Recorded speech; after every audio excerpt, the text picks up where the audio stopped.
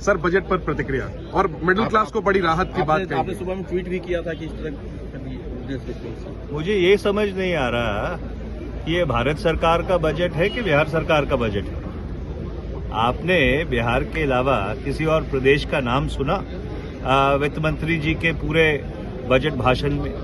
तो जब आप देश के बजट की बात करते हैं तो सारे देश के लिए उसमें कुछ ना कुछ होना चाहिए। और ये बड़ी दुर्भाग्यपूर्ण बात है कि जिन बैसाखियों पे सरकार चल रही है उन बैसाखियों को स्थिर रखने के लिए उन्होंने बाकी मुल्क की जो विकास है उसको बिल्कुल दांव पे लगा दिया। मिडिल क्लास को लेकर क्या कहेंगे सर, जो tax proposals will have to be studied carefully.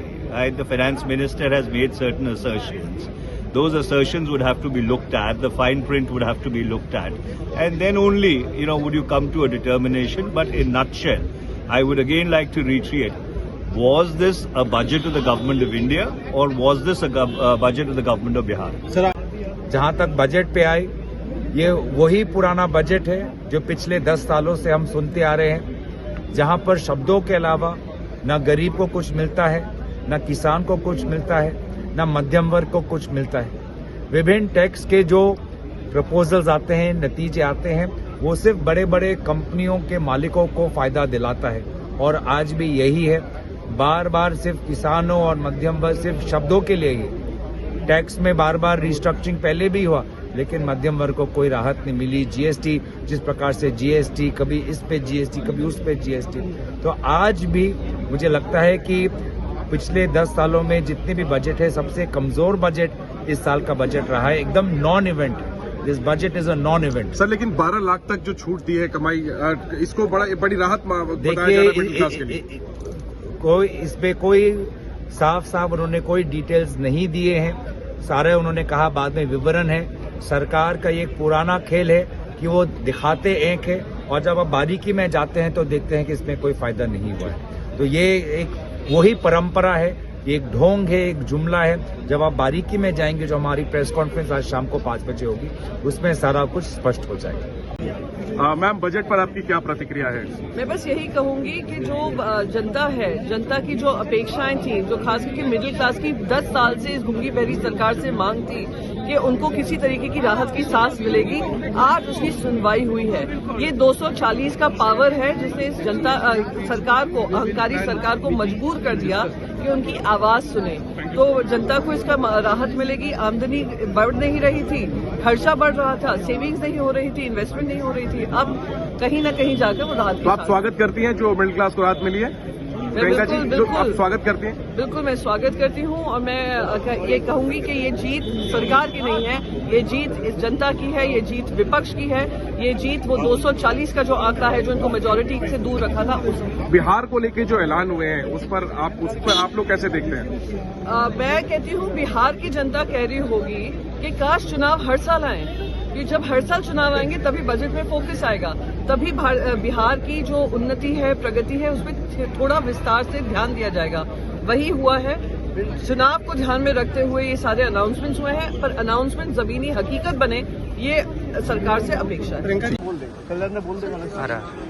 भाई बजट में आम आदमी के लिए कुछ नहीं है, क्योंकि आपको पता है कि इस साल बिहार में चुनाव है। तो बिहार का चुनाव को रखे मतलब सर में रख के उन्होंने पूरा बिहार के लिए एक बजट रोल आउट किया है, जहाँ पे हर चीज बिहार को दिया है। पिछला बार भी 2024 में जुलाई में जब बजट पेश किया था तो आपने देखा था सब कुछ आंध्र प्रदेश और बिहार के लिए किया गया था। तो आंध्र प्रदेश का तो चुनाव हो गया, अब इस साल बिहार में चुनाव है। आंध्र प्रदेश में 4.5 साल कोई चुनाव है नहीं, सब कुछ बिहार के लिए किया गया। और जहाँ तक बंगाल का सवाल है, पिछले 10 सालों में जब से ये सरकार सत्ते में आई है, जब से बीजेपी सदन चला रहे, जब से सरकार बनाई है 2014 साल से आज तक कुछ नहीं मिला बंगाल को, और आज भी इस बजट में बंगाल के लिए कुछ नहीं है। ये दुखद है, unfortunate. She claims, she tries to promise to the voters there are no tax, they are exempted for tax with 12 lakhs, but there is not a very simple, straightforward thing.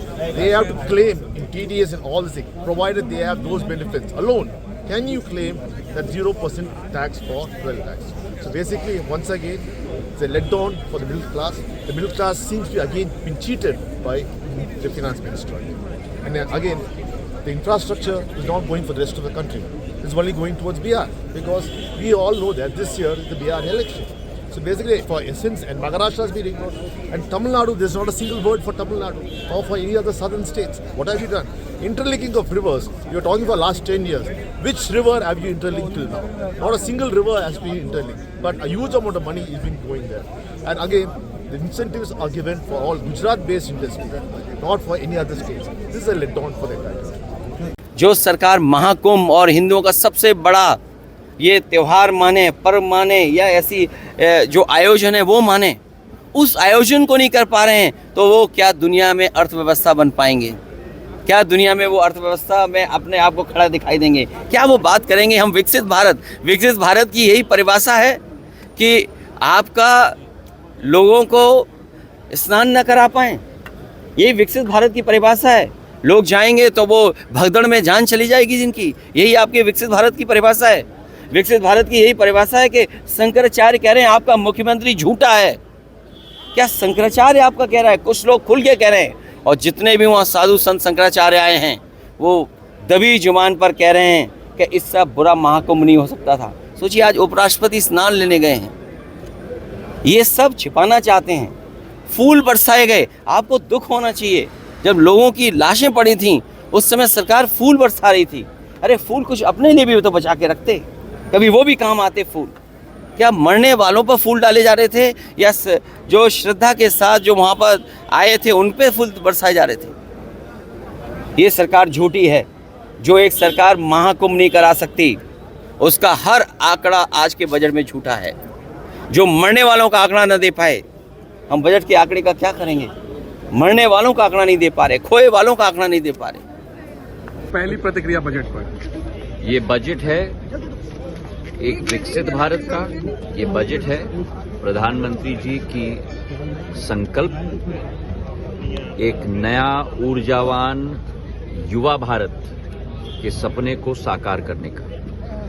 हर एक क्षेत्र का, चाहे वो कृषि हो, चाहे वो मैन्युफैक्चरिंग हो, चाहे वो सर्विसेज हो, चाहे अधोसंरचना हो, चाहे इनोवेशन हो, चाहे कृषि का क्षेत्र हो, यूरिया से लेके एक चाहे बीज की बात हो, चाहे नदियों को जोड़ने की बात हो, हर एक विषय पर पूर्ण रूप से अध्ययन करके एक नया मानचित्र तय किया गया है। और सबसे बड़ी बात कि हमारे जितने भी टैक्स पेयर्स हैं उनको इतनी बड़ी राहत दी गई है, 12 लाख रुपए तक कोई टैक्स नहीं, और हर एक ब्रैकेट में आप देखोगे तो करीब 40 से 25% की राहत हाई इनकम टैक्स पेयर के लिए तक भी दिया गया है। तो ये एक कॉम्पोजिट बजट है, एक बजट है जो भारत को आगे ले जाएगा, और एक ऐसा बजट है जो भारत को केवल आत्मनिर्भर नहीं लेकिन भारत को एक विश्व गुरु के रूप में स्थापित करेगा।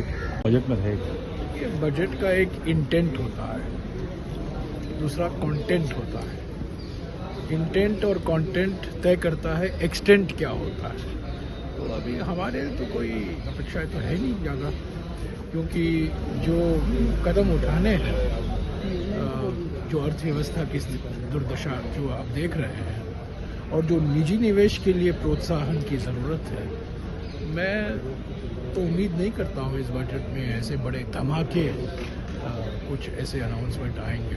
पर देखिए मध्य वर्गों के लिए क्या राहत मिलेगा, सामाजिक सुरक्षा, सामाजिक कल्याण कार्यक्रम के लिए क्या एलोकेशन होगा, पर खास तौर से मध्य वर्गों के लिए टैक्स रिलीफ मिलेगा कि नहीं, निजी निवेशकों को प्रोत्साहन मिलेगा कि नहीं, और ये कर आतंकवाद जो है पिछले 10 साल से जो चल रहा है, क्या उससे हमें छुटकारा मिलेगा, निवेशकों को छुटकारा मिलेगा।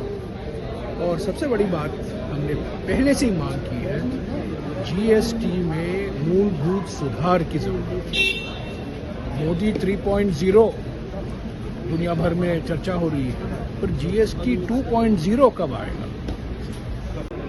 सर, बजट में बिहार के लिए वादों की बौछार हो गई है, क्या लगता है, क्या इसके पीछे क्या कहेंगे? बिहार में चुनाव है, इसलिए सपना बेचने का काम जरूर हो रहा है। लेकिन आज जो किसानों की माली हालत है, मजदूरों का जो हालत है, छात्र नौजवानों का हालत है, गरीब लोगों का जो महंगाई की मार से पिस रहे हैं, उसके लिए तो कुछ नहीं है।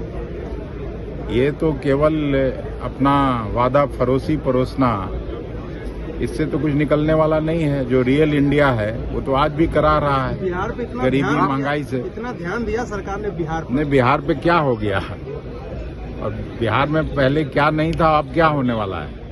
चलिए, आप कह रहे सर चुनावी मखाना बोर्ड बनने से क्या हो जाएगा बिहार को, सो बता दीजिए। आप खुश नहीं बिहार के लिए जो घोषणा? नहीं, हम लोग दुखी हैं, हम लोग गुस्से में हैं कि हमेशा बिहार के लोग मोदी सरकार को पिछले 3 चुनाव से जिता के यहाँ भेजते हैं, यहाँ सरकार बनवाने का काम करते हैं, और बिहार को हमेशा ठगने का काम हो रहा है। सर, लेकिन बिहार के लिए इतने ऐलान हुए हैं कि आपके ही सांसद मनीष तिवारी पूछ रहे हैं कि भारत सरकार का बजट है या बिहार सरकार का बजट है। नहीं, मनीष तिवारी जी को गलतफहमी होगी। इस तरह के कितने वायदे किए गए, जब से बिहार का बंटवारा हुआ उनको नहीं मालूम होगा कि उस समय LK आडवाणी जी गृह मंत्री ने बिहार के बंटवारे पर जब बहस हो रहा था तो उन्होंने वायदा किया था कि 1,80,000 करोड़ का पैकेज देंगे बिहार को, और बिहार को हम हरियाणा और पंजाब बनाएंगे। उसमें भी मनीष जी के स्टेट का नाम लिया गया था। तो आज बिहार को न तो वो ये मिला, केवल छलावा के अलावे पैकेज तो नहीं मिला। यही प्रधानमंत्री जी जाके 1,25,000 करोड़ का पैकेज का घोषणा किए थे, वो भी छलावा साबित हुआ। बिहार के साथ धोखा के अलावा कुछ नहीं हुआ पिछले 11-12 साल।